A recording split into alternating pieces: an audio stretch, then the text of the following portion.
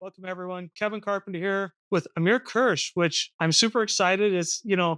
If you watched any of my videos, I get some repeat offenders, but this time Amir is my first time interviewing, but I've known Amir for a while. Core C++, you're an organizer.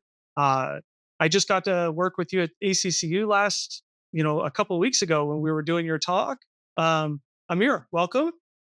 Thank you. Thank you very much, Kevin. I think that we first met at C++ Now um, a few years back. Yes, absolutely. I remember that actually because uh, the company you were with at the time, they bought lunch and we had to Yes, organize that. yes. And then during, a few CPP cons and Yeah. other happy occasions. And then I was lucky enough that the committee had me on at Core And for last year to be able to speak, which was a wonderful experience visiting Israel. So we were lucky to have you. that was beautiful. So Amir, today we're talking about CPP on C, which is, coming up here soon. And more importantly, you've got a workshop coming up. And I'm excited because this is the first time you've done a workshop at CPP on C, right? Right, that's correct. I'm super excited as well. Um, I This is my second time giving a talk at C++ Now. Sorry, C++ on C. Um, I was also at C++ Now, and all the conferences. You have to put We them. do a lot of conferences, so Yeah, it's okay. yeah. And it's a great conference. First of all, great location, Yes. and I really like that one. So yeah, it is the first workshop at C++ on C. I gave one at ACCU. I gave a few on our core C++. Mhm. In fact, I gave a version of this workshop in core C++ Oh, okay. last year. Yes, and it is an important one on safety. Yes. Eh, So I think both. I'm excited both about the topic, which I think mhm. it is quite important Yep. um, for C++ developers, and I would say for any developer in general, and for the opportunity to bring that to C++ on C. So, designing and implementing safe C++ applications is the name of the workshop in case anyone's curious. And it's interesting because I was reading through the prospectus or the blurb on the paragraph, and it's interesting because you talk about memory safety, which everybody's, you know, especially here in the States, it's kind of seems to be the big thing. But the part that I liked is in there you talk about all the other parts, design choices and implementing code and I want to have you talk on that, but real quick, the thing that I also found interesting is when you did your talk at ACCU, I thought it was really cool how, I had not considered how you use AI tools to actually prove out that, something in your design spec might be good. We're all focused on how can I get it to write code, but, and not that that's necessarily part of your workshop, It but relates. It relates, I would say. yeah. Well, Yeah. and So go ahead. yeah. So I'm in C++ for many years, and in the industry, I also teach C++ in college and in Tel Aviv University. And from both angles, seeing juniors, seeing students, and seeing experts Mhm. in many domains. I was in a telecommunication company doing telecommunication software for many years in C++, and also other languages. But C++ was quite strong, and they're very meaningful. And I'm today in many companies. I'm advising and training in automotive, um, medical devices, and other domains. In all domains, even if it is not life critical, Mhm. safety is important. And Yes. when we talk about safety, and this is what you refer to as appears in the abstract, we are very focused when we speak about C++ about memory safety, which is Right. important, which we should tackle and think about. But not all issues that you find are eventually related to memory safety. Many of them are not. Mhm. And the way to look at safety and the way that most standards look at safety is in a more holistic way. In fact, starting with the process. Mhm. So understanding how to achieve safety, which eventually comes to the code that you write, eventually comes to the issues that you may create, bugs, defects. But it starts with, as you say, making sure that requirements are complete and do not contradict. each other, Right. and many things like that. And to see how it goes into your process from requirements through design, coding, and testing. That's so that's really cool. It kind of makes me wonder about, yeah, to your point, it's like we always think about the way that memory is because, so the part I'm talking about is, the White House put out the paper about, all the old C++ code. And it was interesting because I saw BRNA reply to that. And it's like, yeah, there's a lot of old C++ code. I think everybody knows that. But if you're Yep, writing stuff in modern C++, there's a lot of that that just gets taken care of, but that doesn't necessarily stop you from writing yourself into a corner, or writing bad exactly. code. Yeah. So first of all, I would say that if we come to the debate of whether C++ is the proper language for safety critical or not, that's a debate. But the answer is that it is being used. I mean, Right. the people that would come to the a workshop, the people that I meet that are doing Mhm. C++ are doing C++. So Right. eventually, we do write a lot of C++ either in new project, in legacy code, and in many domains.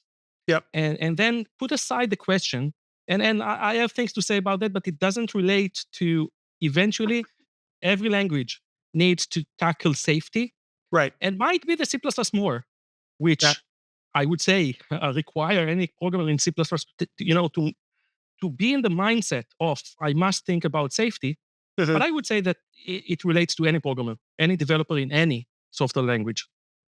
So, real quick to hit on how you teach a workshop. And I ask this because, there's, Nico, for example, does a lot of lecture.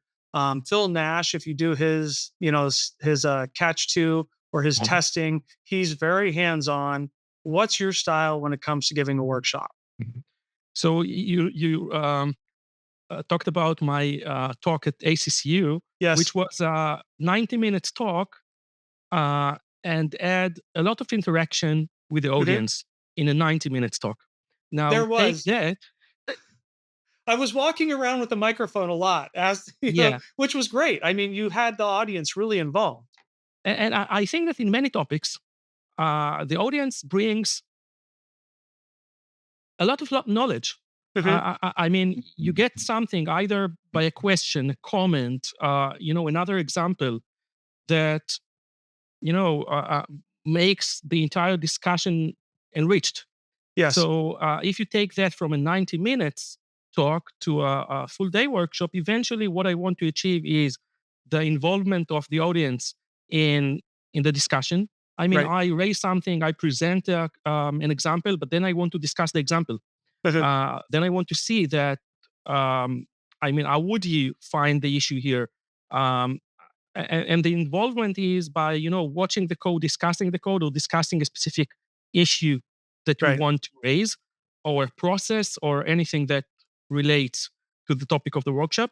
And yeah, there will be some hands-on practical exercises relates coding relates that relate to tools.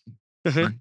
So it would be walking through examples and discussing them, doing some hands-on, and of Yep. course, getting some knowledge. And there is some important notion that I have to put here. Um, I was asked, the general question: who is the audience? Is it intermediate, beginners, advanced? And the Right. audience that I target is all. And in a way, when I gave the same workshop in Core C++, Mhm. I had all levels. I had beginners. I asked at the beginning, how many years? I mean, tell a bit about yourself, and if you want to say if you are, good with that, how many years you have in C++. And we had the entire span. Yes. Um, and the questions and in the breaks during the workshop itself were different from Mhm. beginners and advanced, but they all got something. I mean, the beginners, in some cases, maybe they might lose a certain point in an example because might be that the example touches something which is a bit advanced. Okay, you will reach that at a certain point. You have to know about that, even if you do not follow the entire flow now. and Right. still it is important. The more advanced people, in some cases, they see something and they say, yeah, yeah, we know that. Mhm. And then the question, okay, you know that. Are you really taking care about that? And when we discuss that, I see the eyes open. Oh, that's important. I mean, we know that, Right. but now we have to check again. Yeah. Or now we have to make sure in the code reviews. We work with juniors. We have to think Yes. about, we know how to, be careful with that point. But now that you raise that, and we understand that this is a bug that is being seen around, Mhm. we have to think about that again in code reviews. Working with juniors, etc. So you want to join, we want people to join Amir's workshop. So if you haven't already, go sign up for it. But then you're also doing a talk at CPP on C, which is hiding your implementation details is not so simple. And I like this title because I can see all kinds of I could see where you could probably just make a workshop on that. But you're doing this talk as well. How's that looking for you? So the talk is, I like to give talks which are on the between the design and implementation. Mhm. So you have to think about the design, but eventually it comes up to real code, Right. which is in a way something relating also again to safety, because bad design would lead eventually. I mean, when you see something that doesn't work or crashes Yep. or an issue, um, eventually, in many cases, when you pinpoint the thing and you put the finger on that, you say, "Oh, I had to do that differently." I mean, I see that the problem is not just an accident. Right. Something was not written correctly Mhm. in a way that, yeah. I mean, either I'm not following best practices or guidelines, or the design is broken in a way that, yeah, maybe we talked about that. It was raised in the design review, but we said, no, no, no, we don't have time. And eventually the bug popped up. So again, the issue is if we keep the design principles that we are taught. I mean, we all start with encapsulation. We all Yep. start with keep your privates, keep your private data and behavior hidden. And then the reason that we do not do that in many cases is either laziness, Mhm. it might be, but in many cases, I mean, if it is simple, lazy would be, we'll put our laziness aside and we'll do the right thing. Right. In many cases, we do not do the right thing because the right thing is a bit complicated. Because when we say, but how can I do that? No, I have to. Okay, let's have a getter that returns a member by this, or returns a container, and then in a way exposing the way that I implemented this class, which eventually exposes my internals in a way that I would not be able to change, or may introduce bugs because you will use this getter or this function not in the way that I anticipated. It's interesting because as I'm listening, it's like I think about it. It's like writing C++. Generally speaking, I mean C++ because uh, Alex Dutowski was talking about this. It's like C++ has got a lot of depth to it. But to me, it's like the C++ part, for me at least, is easy. To the part of like you're saying between, your safety workshop and even this talk, the harder part is understanding the right place to apply it. And even whether it's laziness or not, it's going through it once or twice because it's like it's one thing to know a pattern, it's another thing to actually have written it a few times so you've actualized it so that's what you need to do. And I just got a friend joining. Yeah, Isn't this wonderful? that's nice. Sorry, you don't get to be in the talk, Milo.